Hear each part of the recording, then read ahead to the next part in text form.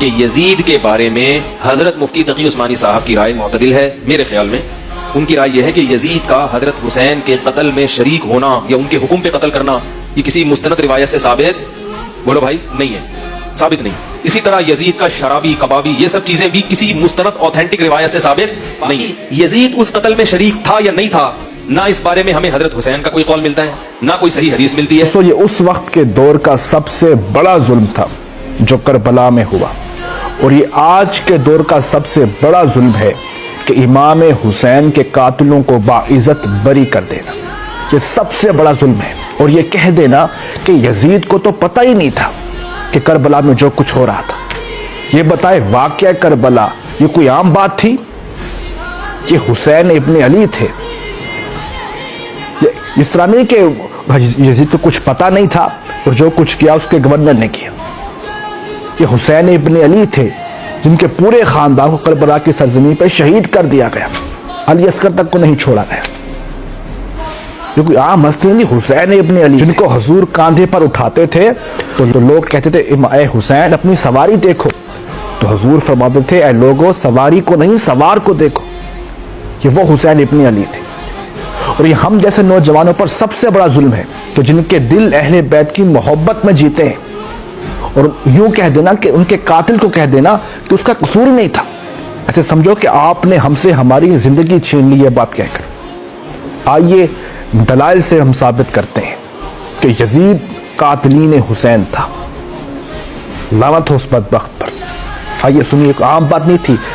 آقا دو جہاں نور مرسم سید عالم نے اس بات کو خود بتایا تھا. تو میں اب علمی دلیل دے رہا ہوں. یہ ایسی دلیل ہے آپ سن کر حیران رہ جائیں گے.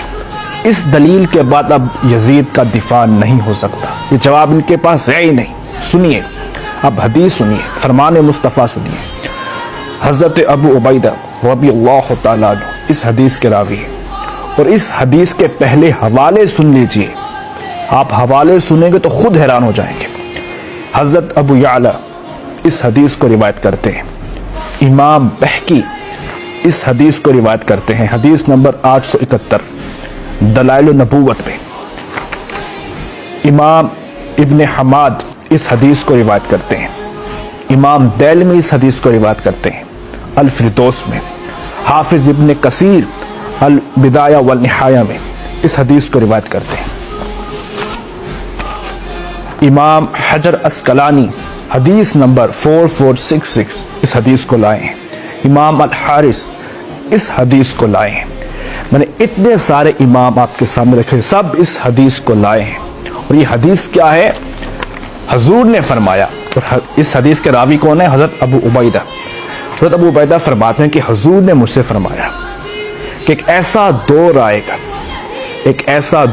گا کہ جو میرے ایمان کا، جو میرے دین کا نظام ہے بالکل ٹھیک چل رہا ہوگا. حضور نے فرمایا جو میرے دین کا نظام ہے بالکل ٹھیک چل رہا ہوگا، لیکن پھر ایک شخص حکومت پر فائز ہوگا اور وہ میرے دین کو تباہ کر دے گا، میرے دین کے نظام کو برباد کر دے گا اور میری امت کو ہلاک کر دے گا. وہ شخص کون ہوگا؟ یقال لہ یزید، اس کا نام یزید ہوگا. اللہ اکبر. اس سے بڑی بات ہو سکتی ہے؟ حضور نے خود فرمایا کہ ایسا شخص آئے گا جو حکومت پہ فائز ہوگا اور میرے دین کے نظام کو برباد کر دے گا، اس کا نام یزید ہوگا. اب اگلی دلیل پہ آئیے. یہ صحیح بخاری کی حدیث ہے، صحیح بخاری.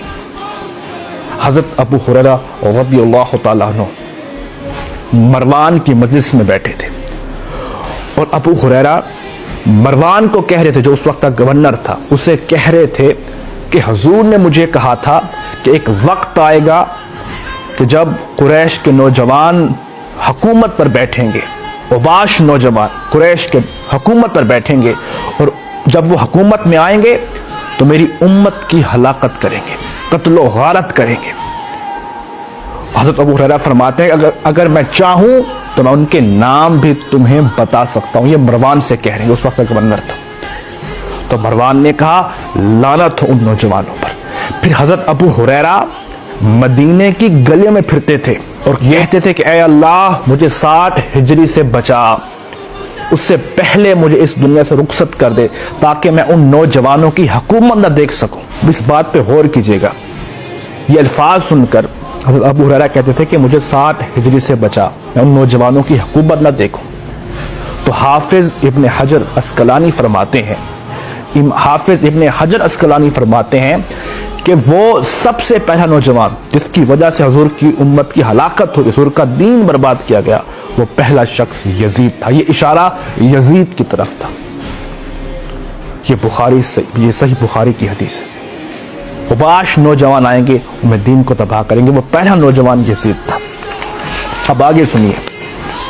اب یہ بھی ایک واضح کر دینے والی حدیث ہے.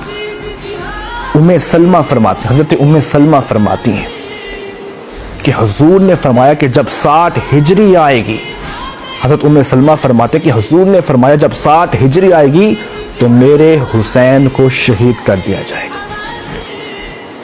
یہ سب اشارے کس کی طرف ہیں؟ وہ نوجوان کون تھا جو حضور کے دین کو تباہ کرے گا؟